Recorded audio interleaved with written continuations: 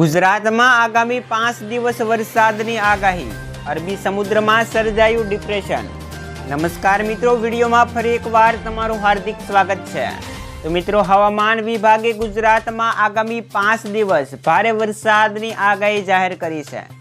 અરબી સમુદ્રમાં બનેલા ડિપ્રેશનને કારણે રાજ્યમાં વરસાદી વાતાવરણ જામી શકે છે, જેનાથી સૌરાષ્ટ્ર અને કચ્છમાં ઓરેન્જ એલર્ટ જાહેર કરવામાં આવ્યું છે।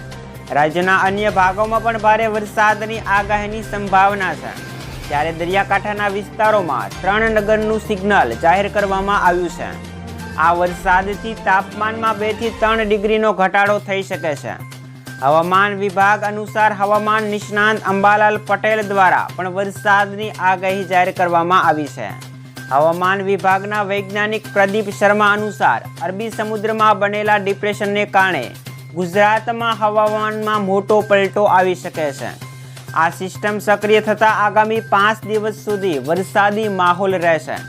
સૌરાષ્ટ્ર અને કચ્છમાં પણ ભારેથી અતિભારે વરસાદની સંભાવના છે, જ્યારે રાજ્યના અન્ય વિસ્તારોમાં 4 દિવસ સુધી વરસાદ ચાલુ રહેવાની શક્યતા છે।